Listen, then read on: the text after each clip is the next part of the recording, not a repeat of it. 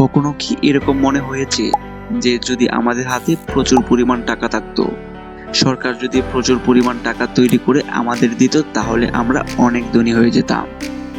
সরকার চাইলে কোটি কোটি টাকা তৈরি করে আমাদেরকে ধনী করে দিতে পারত, কিন্তু কেন সেটা করছে না? চাইলে তো সেটা করতে পারে। তখন রাতারাতি আমরা কোটিপতি হয়ে যেতাম, শপিং মলে যা মনে চায় তাই কিনে ফেলতাম। ভাবতেও অবাক লাগে, তাই না? কিন্তু বাস্তব গল্পটা এখানেই মোড় নেয়, একটি নির্মম ট্র্যাজেডিতে। অর্থনীতিতে একটা নিষ্ঠুর নিয়ম আছে, আপনি যত বেশি টাকা চাপাবেন টাকার মূল্য ততই কমতে থাকবে। বিষয়টা আরো সহজ করার জন্য ছোট্ট একটা উদাহরণ ধরুন, পুরো দেশে মাত্র 5টি কলম আছে, আর দেশের সব মানুষ পকেটে টাকা মিলিয়ে বাজার করলে মাত্র 50 টাকা।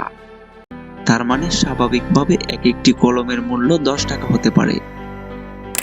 তখন যদি সরকার আপনার ওই রাজকীয় ভাবনা সত্যি করার জন্য চাপিয়ে সবার পকেটে লাখ লাখ টাকা করে দেয়, তবে ওই বাজারে কিন্তু ওই কলম 5টিই থাকবে, কলমের সংখ্যা আর তো বাড়েনি।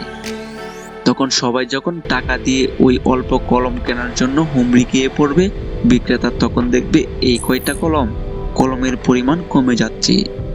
সে তখন 10 টাকার কলমের দাম বাড়িয়ে রাতারাতি করে দেবে 10,000 টাকা। ক্রেতারাও ক্রয় করতে প্রস্তুত, কারণ টাকার তো আর অভাব নেই। অর্থাৎ টাকা আপনার পকেটে বাড়লো ঠিকই, তবে সেই টাকা দিয়ে পণ্য কেনার ক্ষমতা বা আসল মূল্য মাটির সাথে মিশে গেল। অর্থনীতিতে এই ভয়াবহ পরিস্থিতিকে বলা হয় ইনফ্লেশন বা মুদ্রাস্ফীতি। সামান্য 1 কাপ চা কিনতেও পকেট ভর্তি টাকা নিয়ে বাজারে যেতে হতো। ইতিহাসের পাতায় তাকালে দেখা যায় এই অবাস্তব কল্পনাকে সত্যি করতে গিয়ে কয়েকটি দেশ নিজেদের পুরোপুরি ধ্বংস করে ফেলেছিল। যেমন 2008 সালে জিম্বাবুয়ের সরকার ঠিক এই ভুলটি করেছিল। তারা এত বেশি টাকা চাপিয়েছিল যে একটি সাধারণ রুটি কিনতে মানুষকে ট্রলি ভর্তি টাকা নিয়ে যেতে হতো। একইভাবে ভেনেজুয়েলা 2018 সালে তেলের দাম কমে যাওয়া এবং অর্থনৈতিক অব্যবস্থাপনার কারণে সৃষ্ট ঘাটতি মেটাতে দেশটির সরকার অতিরিক্ত টাকা চাপাতে শুরু করে।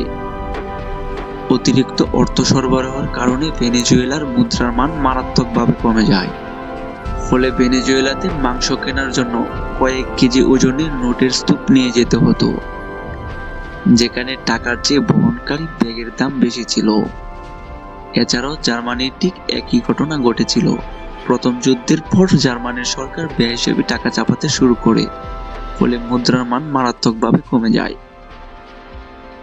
ফলে 1930 সালের দিকে একটি রুটির দাম 250 মার্ক থেকে বেড়ে কয়েকশো বিলিয়ন মার্ক গিয়ে ওঠে। তাই দিন শেষে অর্থনীতি আমাদের এটাই শেখায়, শুধু টাকা চাপালেই কোনো দেশ ধনী হতে পারে না। প্রকৃত ধনী হতে হলে দেশের উৎপাদন, কর্মসংস্থান আর আসল সম্পদ বাড়াতে হবে। তাই এমন আরো চোখ খুলে দেওয়ার মতো চমৎকার ও জানা অজানা তথ্য জানতে আমাদের চ্যানেলটি এখনই সাবস্ক্রাইব করে পাশেই থাকুন। ধন্যবাদ।